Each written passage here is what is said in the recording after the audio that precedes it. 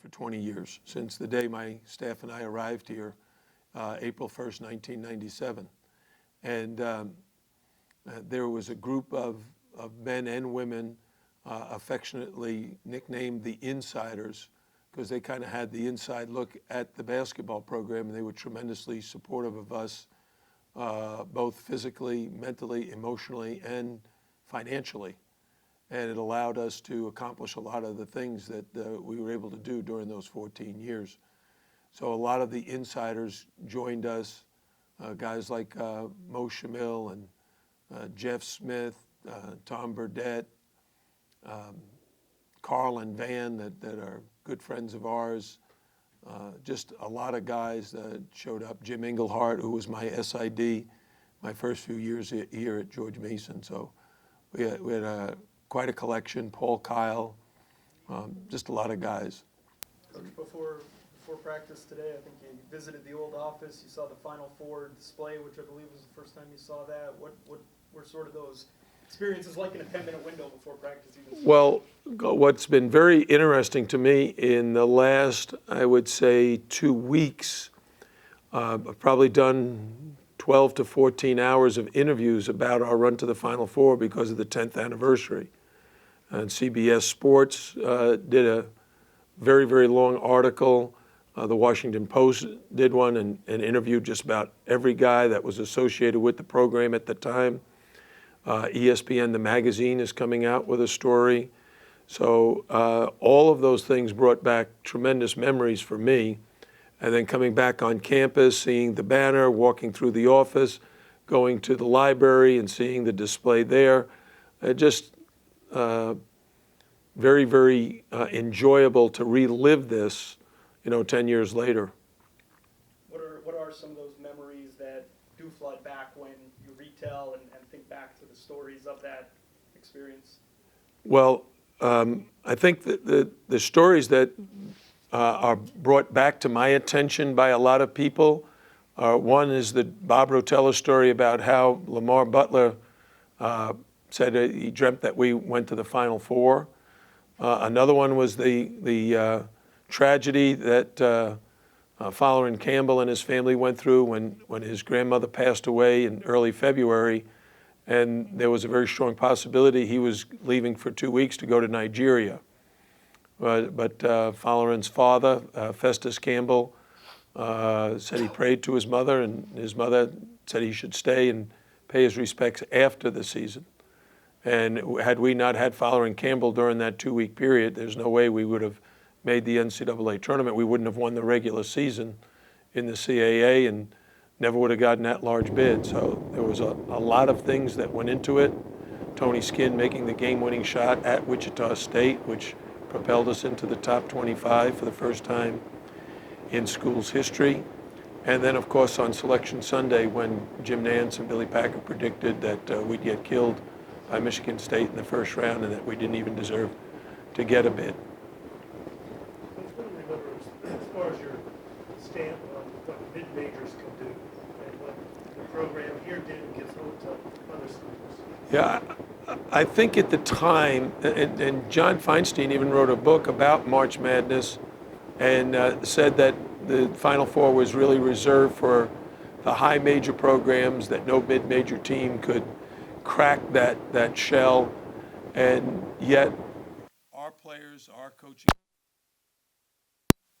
we knew it was going to take a tremendous effort, and the matchups that we would face would be very, very important. But we played great in the tournament. We advanced to the Final Four, and once we did it, I think it opened up the eyes of other programs around the country saying, hey, if George Mason can do it, why not us? And that actually became kind of an expression used in other sports. Can they pull a George Mason and do something very, very special in the NFL, Major League Baseball, college football? People were talking about pulling a George Mason. And then Butler did it in back-to-back years in 2010, 2011. VCU did it in 2011, and then Wichita State did it in 2013. So once you kind of break the barrier of the 4-minute mile, then other athletes think they can do it, and other mid-major programs felt like they could do it. And even when we reached Indianapolis, the whole nation had kind of adopted George Mason as the Cinderella. And it was a great story and a great way for us to tell the George Mason story, because a lot of people never heard of George Mason before, didn't know if it was a small private school or a state university. So we kind of opened up the eyes and created a buzz around the country. I just want to make sure, have you coached a game in Verizon since the UConn game? Yep. Okay. Several times, actually, a couple of times in the BB&T, Yeah, I figured the BBT. and then in the NCAA tournament in 2013, we lost to Marquette. Jim, when you look at the impact of the Mason run in the years after, did you see a change in the college basketball landscape, especially recruiting? Maybe some guys that when they were at, being looked at by some power schools that, they would be bottom of the roster there, maybe bottom of the rotation there, and felt, okay, I can go to these mid-majors and succeed and help do what happened there. No. That doesn't happen. Kids never think I'll be at the bottom of somebody's roster. They can't figure out why Kentucky and Carolina aren't recruiting them like crazy from their 9th grade year on. The mid-majors, the difference between mid-major and the high majors, there's several factors. One, in the recruiting process, the high majors go after the top 100 guys in the country, trying to build a team of McDonald All-Americans, guys who might possibly be one and done or two and done. The mid-majors are actually trying to get that next level of recruit who might be overlooked, like we did at George Mason of signing Jai Lewis, Will Thomas, Fowler Campbell, Lamar Butler, and Tony Skinn. None of them had really serious offers from the high majors. Fowler was probably the closest with Georgetown, but they signed someone before he even visited. But what you get at the mid-major level is someone who's likely to develop and stay for 4 years, whereas those McDonald's All-Americans are looking to leave as soon as they possibly can and put their name into the NBA draft. So what you find is at a lot of the high majors, very young teams, that you have freshmen and sophomores in your starting lineup and coming right off the bench. You can look at Duke. They lost Jahlil Okafor and Tyus Jones and Justice Winslow. Well, they get replaced by Brandon Ingram, another freshman, Luke Kennard. And so you have young teams. And what happens in the mid-majors is they've got older guys and they get off to great starts in November and December. And because the selection committee chooses you based on your body of work, while ACC teams and high major teams and from other leagues are just finding their chemistry in November and December, there's a lot of mid-majors are off to great starts and develop their reputations very early on. In our situation this year, we had a veteran group. So we got off to a great start. We ended the non-conference 11-1. We were ranked in the top 15 teams in the country. And so we're following the mid-major formula for success. The difference being in the mid-major, once you get into conference play, you're not playing very many teams in the top 50 or top 100. Whereas in the ACC, you're playing a top 50 team every night. And a lot of times it's not even top 50. It's top 20 or top 10. So in our last couple of weeks, we played a 4-game segment of at North Carolina, home against Virginia, home against Louisville, at Notre Dame. Those 4 teams, 3 of them are in the top 10 and one's in the top 25. 4 games. You don't see that at the mid-major level. So for us, the schedule at the end is so darn challenging. Given all those quality teams, how wide open do you expect the tournament's going to be this week? And how many teams could win? In the ACC tournament or the NCAA tournament? The ACC tournament I'm talking about. And how many teams could win the ACC tournament? And you would say, oh, well, that doesn't surprise me.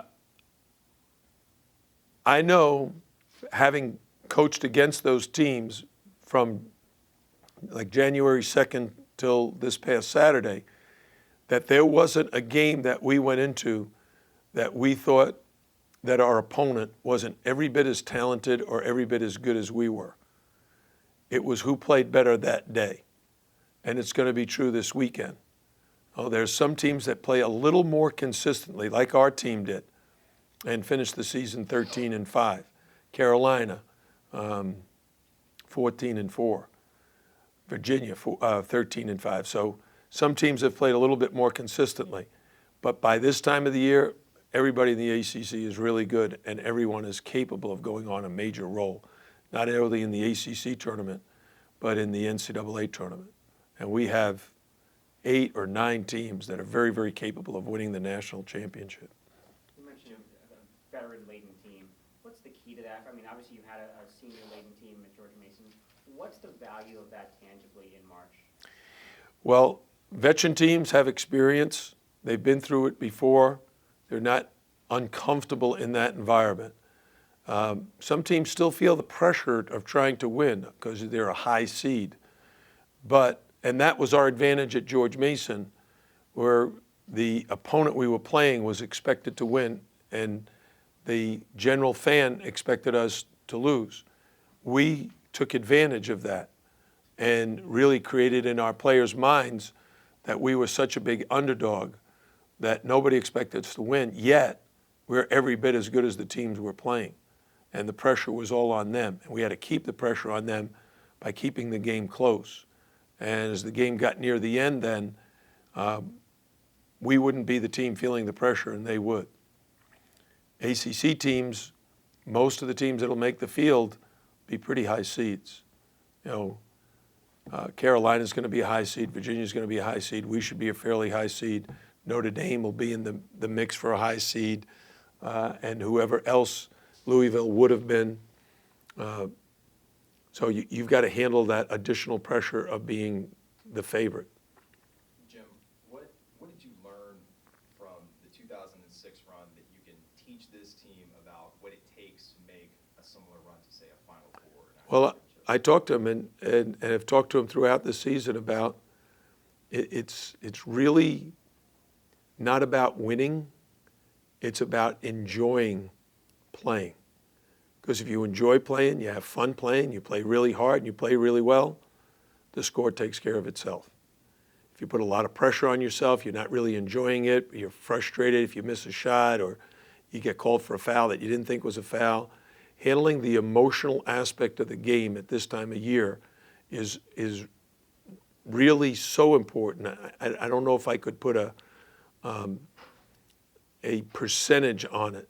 The physical is very important, the mental is very important, the emotional is hugely important. And controlling those emotions, channeling them in the right direction, will oftentimes determine success. And the best way to judge that is look at the teams that are playing their bench, the guys who are not in the game. Are their arms locked and are they rocking back and forth? Because if they are, they're really emotionally into the game and feeling really good. If you see the bench, it's not that they're not interested, but they're feeling pressure. You can almost see they're like this, staring into space and worried. And if someone goes to the foul line, they cover their eyes. They don't want to see it. You see what Monmouth did early in the year. They created a full buzz by what their bench was doing. Those kids were having a blast. It's really the way you want to be in March. Speaking of your emotions, what were your emotions like being back here at Mason, being back in the city, seeing people?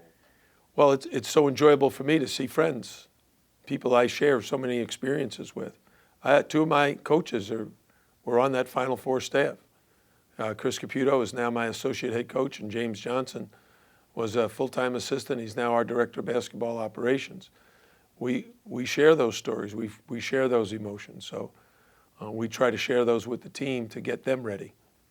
What was it like when you guys first walked out as a team onto the court today? Well, for the team, it's like just practice. It's nothing new for them. But for the coaches, it's nostalgic. You immediately remember, hey, this was our bench when we were coaching at George Mason. In fact, when we went out to the circle We stood in the same spots we did for 14 years, or I did for 14 years. Although the court is painted a little different. It's got the A10 logo on now. You mentioned the criticism that people had of the Mason team, whether it was on Selection Sunday or whatever. You're at a bigger program now. You have a ranked team. Is there any of that you can use with any criticism you've heard about your team now that you can use, or is it such a different perspective because you're at a bigger program and you've had such a good season Well, in a big conference? that's a good question and a good point. I think anybody that loses, like we just lost our last game, there's criticism. There's tweets, there's Instagram, there's blogs, there's newspaper accounts, radio call-in show. Everybody's got an opinion. Everybody likes to chime in. And with social media the way it is and the way the internet is and the amount of media exposure that the NCAA tournament gets and everything leading up to it, there's going to be some information we can use to motivate our team. But it cracks me up that we start talking about March Madness in September when Joe Lunardi's first bracket comes out and your team is not included. We weren't in his first bracket, right?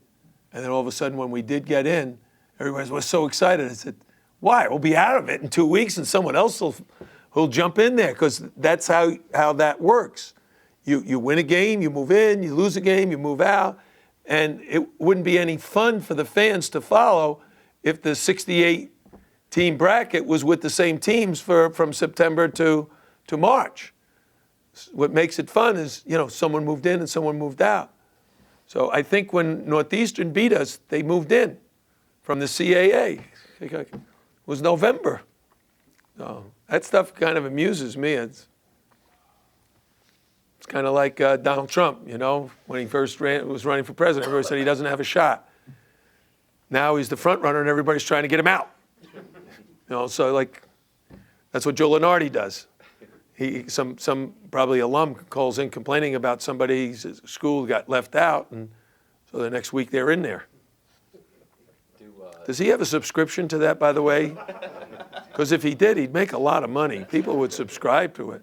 Does ESPN get that? Do they make money off of their website? How many clicks on it they get? The more clicks, the more they can charge for advertising. For advertising, yeah. We got to somehow figure out a way to cash in on that. You mentioned playing Virginia Tech, and I wonder, so they're now, they got 8 more wins in conference this year than last year. Just how difficult is that to do in the ACC, to have a big jump in one season that they've done? Well, it's certainly challenging because your competition is so strong. They're all trying to make that jump. But they've done a great job. And their kids play about as hard as any team we played all season long. And they've got a lot of skilled players.